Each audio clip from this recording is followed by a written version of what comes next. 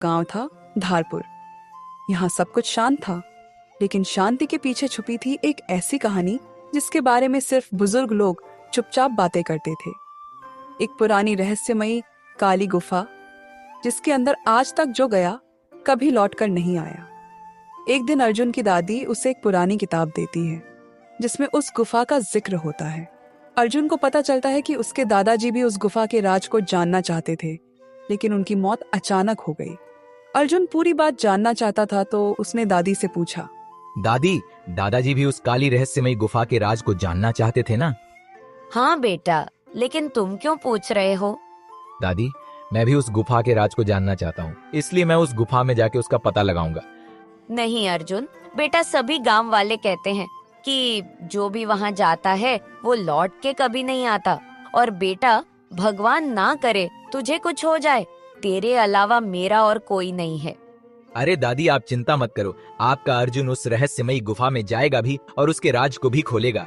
और दादी, दादाजी भी तो यही चाहते थे ना। मुझे जाने दो ना दादी। थोड़ी देर बात करने पर आखिर में दादी मान जाती। अगले दिन अर्जुन अपने दोस्त जोया और कबीर से इस बारे में बताता है। अरे यार अर्जुन, वो रहस्यमयी गुफा बहुत खतरनाक है। हाँ अर्जुन, वहाँ जाना ठीक नहीं होगा। देखो दोस्तों, मुझे भी वहाँ जाने से डर तो लग रहा है, पर मैं वहाँ इसलिए जाना चाहता हूँ क्योंकि मेरे दादाजी भी उस रहस्यमयी गुफा के राज को जानना चाहते थे और उनकी मौत हो गई। इसलिए मैं इस गुफा के राज को सारे गांव वालों को दिखाना चाहता हूँ। अर्जुन, अगर ऐसी बात है तो हम तेरे साथ वहाँ जरूर चलेंगे। क्यों जोया? हाँ अर्जुन, अगर ऐसी बात है तो हम तुम्हारे साथ जरूर चलेंगे। तो ठीक है दोस्तों, हम आज रात में ही, जब सभी गांव वाले सो रहे होंगे, तो हम वहाँ जाएंगे। रात के अंधेरे में जब पूरा गांव सो रहा था, तीनों दोस्त अर्जुन, कबीर और जोया छुपते छुपाते गुफा के पास पहुंचे। गुफा का मुंह सदियों से बंद था, लेकिन आज उसके पत्थर सिरक गए, मानो जैसे किसी ने उन्हें वहां बुलाया हो। जब वो गुफा के अंदर पहुंचे तो हर जगह अंधेरा ही अंधेरा था, सिर्फ एक मशाल जल रही थी। तभी जोया अर्जुन और कबीर से कहती है, अरे दोस्तों, यहाँ पर तो सब ठीक लग रहा है। नहीं जोया, यहाँ कुछ तो गड़बड़ जरूर है। कबीर डरे हुए आवाज में, हाँ अर्जुन, यहाँ सब ठीक लग रहा है, चलो हम घर जाते हैं।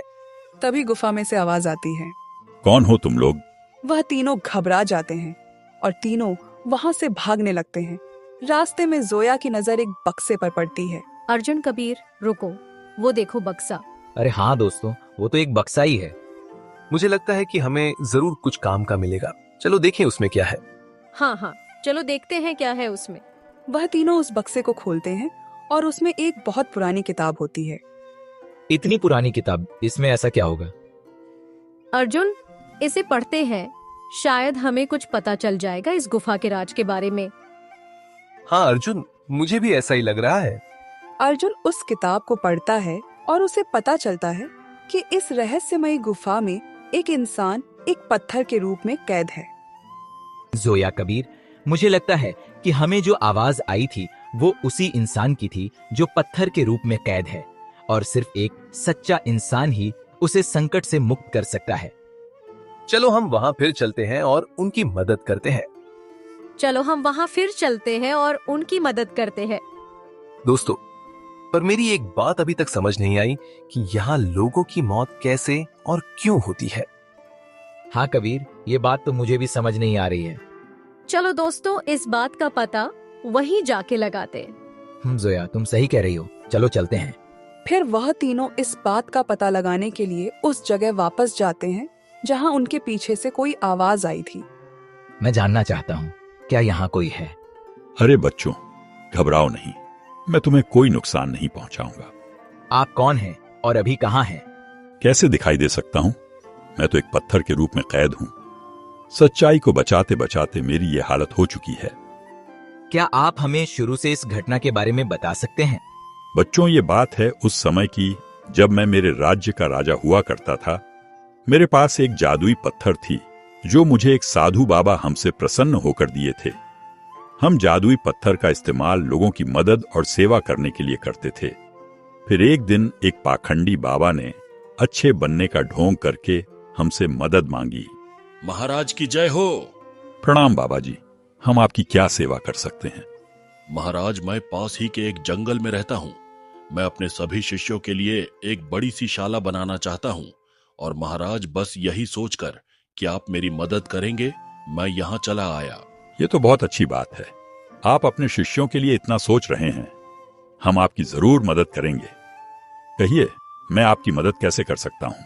महाराज कल सुबह आप अकेले मेरे कुटिया पे आ जाइए, मैं सारी चीजें आपको वहीं बताऊंगा। बाबा जी अकेले? हम अपने साथ किसी को क्यों नहीं ला सकते? महाराज दरअसल मैं अभी नहीं चाहता कि इस शाला के बारे में किसी को पता चले। मैं अपने सभी शिष्यों को उपहार देना चाहता हूँ और उनके चेहरे की वो मुस्कुराहट देखना चाहता हूँ। आप बहुत अच्छे गुरु हैं बाबा जी। आप अपने सभी शिष्यों से कितना प्रेम करते हैं। ठीक है, हम कल अकेले ही आएंगे। जब अगले दिन राजा वहां जाते हैं तो वहां का माहौल देख के राजा सोच में पड़ जाते हैं कि सभी शिष्य कहाँ हैं, पर राजा कुछ नहीं कहते। वह पाखंडी बाबा को ये पता था कि वो जादुई पत्थर राजा हमेशा अपने पास ही रखते हैं। वह राजा को गुफा में ले जाता है और वहीं उसने छल करके राजा से वह पत्थर ले लेता है और राजा को एक पत्थर बना देता है। महाराज आपके साथ बहुत बुरा हुआ, पर यहाँ आने वाले लोगों की मौत कैसी हो जाती है? बच्चों, यहाँ आने वाले लोग अपनी मर्जी से आ तो सकते हैं, लेकिन उस पाखंडी बाबा ने इस गुफा पर ऐसा जादू किया है कि सिर्फ एक सच्चा इंसान ही वापस जा सकता है, और वही इंसान मुझे भी पहले जैसा एक आम इंसानी रूप में ला सकता है। महाराज, तो क्या हम आपको पहले जैसा इंसान बना सकते हैं? अर्जुन, मुझे एक सच्चा इंसान ही पहले जैसा कर सकता है। अगर तुम चाहो तो कोशिश कर सकते हो, लेकिन अगर तुम नाकामयाब रहे तो तुम भी मेरे जैसे एक पत्थर बन जाओगे। वैसे तुम तीनों बच्चे बहुत अच्छे और सच्चे इंसान हो, तभी तुम सब मुझ तक पहुंच पाए हो। महाराज, मुझे खुद पर और मेरे दोनों दोस्तों पर पूरा विश्वास है कि हम आपको फिर से इंसान बना सकते हैं। क्यों दोस्तों? हाँ अर्जुन, तू बिल्कुल ठीक कह रहा है। हाँ अर्जुन, हम तुम्हारे साथ हैं। फिर अर्जुन ने उस पत्थर को छुआ और उसके छूते ही राजा पहले जैसे इंसान बन जाते हैं। और इस तरह तीनों की वजह से पूरे गांव के लोगों को इस रहस्यमयी गुफा के राज के बारे में पता चलता है।